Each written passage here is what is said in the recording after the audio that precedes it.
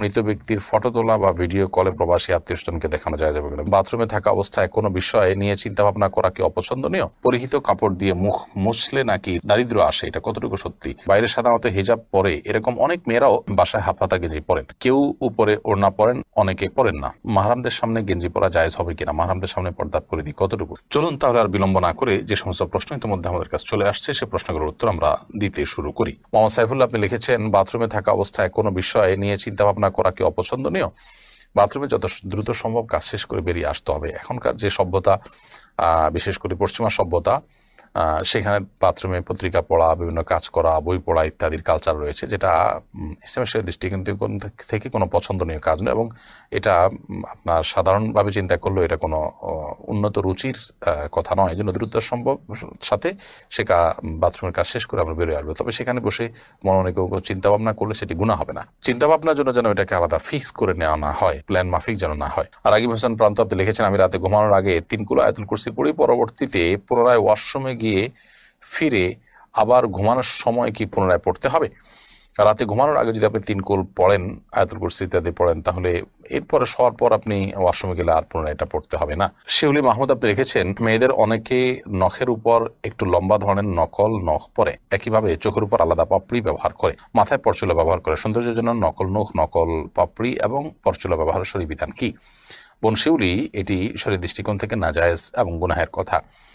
কারণ প্রথমত এতে এক ধরনের চালাকি এবং প্রতারণার আশ্রয় নেওয়া হয়, নিজের যা নাই সেটা প্রকাশ করা হয় এবং মানুষের চোখে ধুলি দেওয়ার চেষ্টা করা হয়।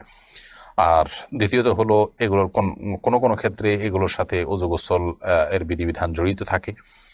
আর সবচেয়ে বড় কথা হলো, নবী করিম সাল্লাল্লাহু আলাইহি ওয়াসাল্লাম এই জাতীয় মেকি সৌন্দর্য ধারণ বা আপনার সাজগোজ এর ব্যাপারে উৎসাহিত করেছেন বিভিন্ন হাদিসের আলোকে, যার কারণে এটি জায়েজ হবে না।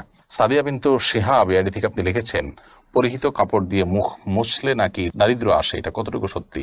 নিজের পরনে থাকা কাপড় এটা দিয়ে মুখ মুছুক, শরীরে অন্য কিছু মুছুক, এটার কারণে কোনো দারিদ্র ইত্যাদি আসবে যদি কেউ মনে করেন, তাহলে সেটা নিছকই একটা মন গড়া কথা, এর কোনো ভিত্তি কোনো হাদিসে নেই। এবং কুসংস্কারের জন্য এই ধরনের বিষয় একজন মুসলমান কখনো ধারণ করতে পারেন না। পরনে থাকা কাপড় যদি পাক থাকে, সেটা দিয়ে আপনি মুখ, হাত, শরীরের যে কোনো অঙ্গ মুছতে পারেন, কোনো অসুবিধা নেই।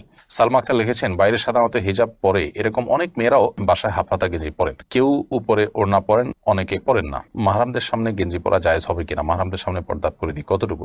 মাহরামদের সামনে যদি কেউ গেঞ্জি পরে চলেন, তো আক্ষরিক অর্থে পর্দা হয়ে গেল, এটি শালীন পোশাকের অন্তর্ভুক্ত নয়। কারণ শরীরের অন্যান্য অঙ্গ প্রত্যঙ্গ যেগুলো ফুটে উঠবে, সেগুলো নানাবিধ ফিতনার কারণ হবে, যার কারণে এখানে এটি করা উচিত নয়। দ্বিতীয়ত, মুসলিম মেয়েদের যে শালীন সুন্দর পোশাক এবং পোশাক পরিচ্ছদের যে নীতিমালা রয়েছে, সেটা আমাদের অনুসরণ করা উচিত। ফাসেক এবং কাফের মেয়েরা, তাদের যে লাইফস্টাইল থাকে, সেই লাইফস্টাইল অনুসরণ, ভালো মন্দ বিচার বিশ্লেষণ ছাড়াই তাদের অনুসরণ অনুকরণ থেকে আমাদের বেঁচে থাকা দরকার।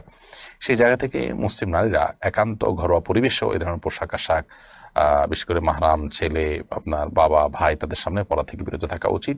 আর যদি পরে না একান্তে, তাহলে সেগুলোর উপরে অন্য কোনো কাপড় চোপড় পরা উচিত। হ্যাঁ, স্বামী আছেন একান্তে বা অন্য কোনো লোক নাই, তখন তিনি পড়তে পারেন। তারপরও যে ফাসেক এবং কাফের মেয়েদের সাথে সাদৃশ্য গ্রহণ থেকে যথাসম্ভব বিরত থাকা উচিত। কারণ আমরা জানি, নবী সাল্লাল্লাহু আলাইহি ওয়াসাল্লাম সেই প্রসিদ্ধ হাদিস, মান তাশাব্বাহা বিকওমিন ফাহুয়া মিনহুম, যে ব্যক্তি কোনো জাতির সাদৃশ্য গ্রহণ করে সে তাদের অন্তর্ভুক্ত হয়। মোহাম্মদ ইয়াহিয়া আহমদ কিবরিয়া, আপনি লিখেছেন, মৃত ব্যক্তির ফটো তোলা বা ভিডিও কলে প্রবাসী আত্মীয়স্বজনকে দেখানো যায় যাবে কিনা? ভিডিও করে দেখালেন, সেটি জায়েজ আছে, এটা লাইভ দেখানোর মতো, সেটা জায়েজ আছে।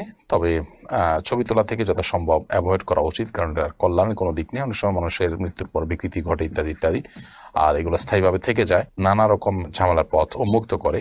ছবি তোলা যারা জায়েজ বলেন, তারাও প্রয়োজন ছাড়া, একান্ত প্রয়োজন ছাড়া ছবি তোলাকে অনুচিত এবং